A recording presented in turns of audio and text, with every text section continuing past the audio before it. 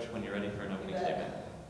Well, first of all, thank you all for being here. I know this is a lot of work for the support staff and a lot of things to cover today, so thank you guys for being here. I thought our defense the first half was excellent. I thought the defense specifically of Charisma and Kiki and London was disruptive but disciplined, and that's something we've been really searching for.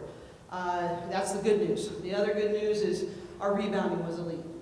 We got 68% of the offensive opportunities, 92% of the defensive opportunities, 100% of the rebounds in the second half.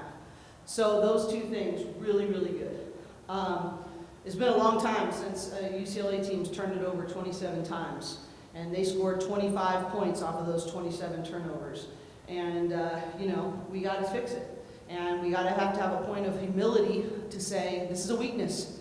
And we've got to toughen up, we got to come in ready to be taught, and we got to embrace that that is a weakness of ours, and we got to do whatever it takes to fix it, and fix it fast. If you have a question, please raise your hand and I'll bring the microphone over to you. Hi, Coach. Talking about those turnovers, what do you think went into that? I mean, it was a physical game. Obviously, you said you guys were putting pressure on them on the defensive end, but, to turn the ball over that many times against a team that you're that much taller than, and, obviously more talented than, what do you think went into those turnovers? Well, the first half, it was interesting because we had 12 at the half, and we talked about it. And I was like, you guys, these are fixable. 3 offensive fouls of those 12, so now you're down to 9. We had 1 3-second call, and then it was almost all turnovers off the bounce. Driving into the lane without a purpose, not widening our vision, and we just had way too many deflected passes. Credit Fullerton.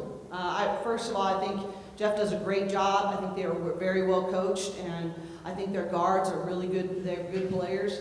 Their whole team, I think they do a nice job. But this was, I don't want to take anything away from their hustle and their playmaking ability. I just think we can do a whole lot more to fix some of those. And we got to be tougher to square up. We got to pause on the catch. We got to do the fundamental things that lead to more simple pass and catch.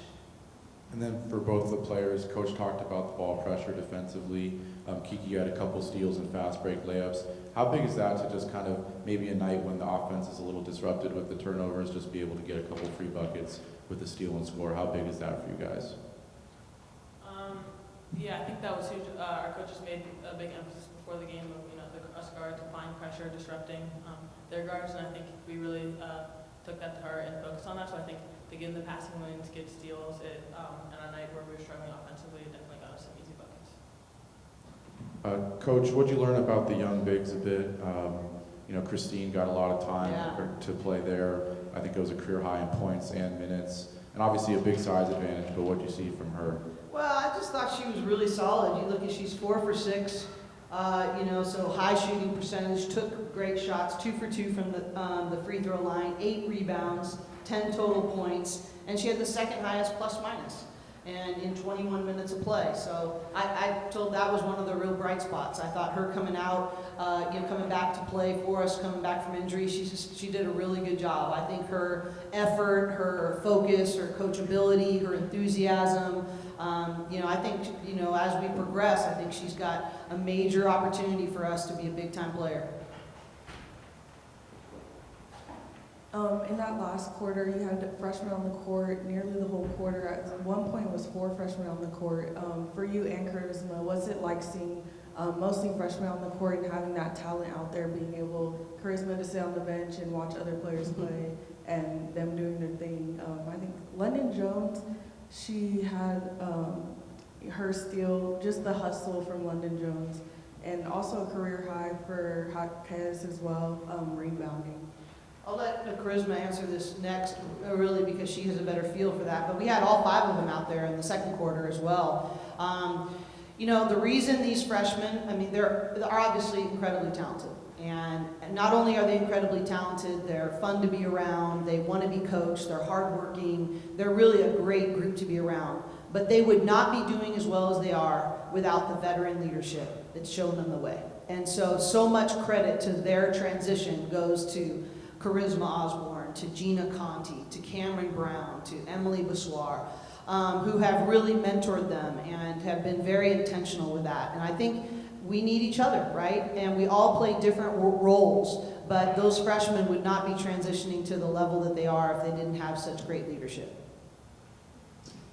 Yeah, it's cool to see them on the court. I don't think you see many teams having that many freshmen playing, and that just shows how good they are and that they're capable of being on the court and getting good minutes. So I'm just super proud of them, and I'm happy that they're able to get playing time and be able to show that they're more than capable of playing at this level. Coach, what do you like about the way Gabriela Hawkins has progressed so far, first couple of games? Well, Gabriela Hawkins is just all heart. You know, her out of area rebound percentage is just, she doesn't get the ones just in her area, she gets the tough ones. And she's so blue collar, and she's willing to do whatever. She played in the guard some, she played the 4 for us some tonight. I think she just has a winning attitude. She is like, she cares only what's it going to take to help our team win. And she's a joy to coach. I never have to coach her work ethic. She's really tough enough to be coached hard, and so I think she's been a huge lift to us.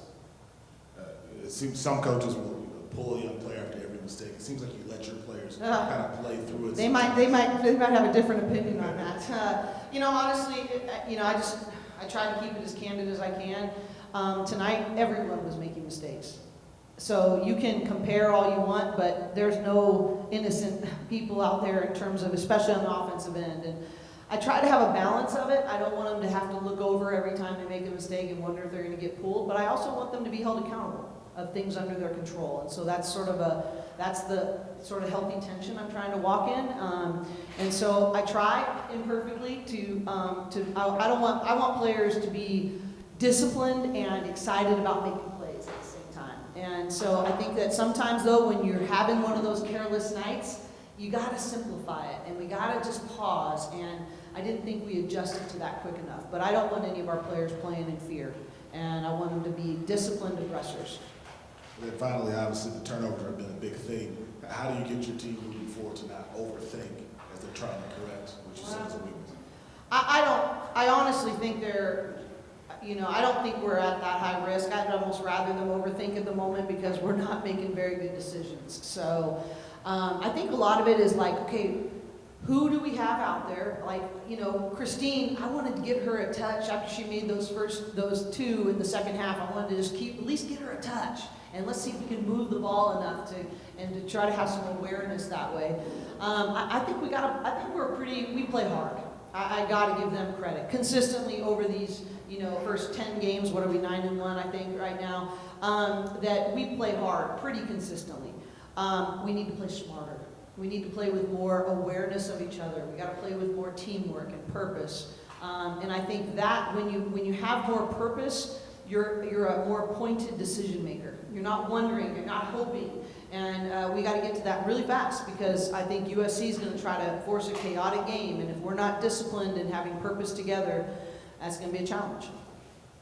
Yeah, real quick, you just mentioned USC, obviously an undefeated team. You get kind of a unique point of the schedule where you have a Pac-12 game, but you're not quite in the Pac-12 schedule yet. Yeah. Just looking ahead to that game, obviously I know you have a lot of respect for Lindsay and what she's built over there, but if you could just preview that game and what you're looking forward to there. Well, I think they're confident. They're deeper than they've been. They've got a brand new roster with a few exceptions. I mean, I think they had 7 transfers come in, and they pretty much turned over their entire roster. But they've also got, Rhea Marshall's playing really well for them. But Littleton, comes with championship pedigree, has a winning mentality.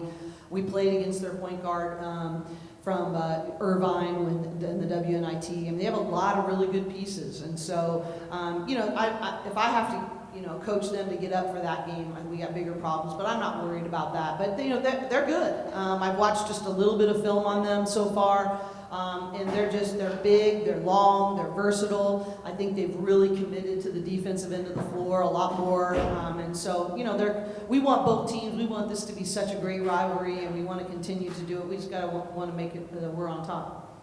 Thanks, Coach. Any final thoughts, Coach? No, thank you guys again for being here. I hope that you'll come out to that USC game and let's really let's really magnify what women's basketball is doing here in Southern California. You got undefeated team. We're the highest ranked college team in Southern California right now. Let's tell that story. Let's let people know that these women are doing spectacular things and they're working hard to master their craft. And you know, I hope the Galen Center's packed, and then I hope Pauley's packed for the 17th and the 20th. And but you guys are a big part of letting people know how special women's basketball is in Southern California. So we appreciate what you're doing.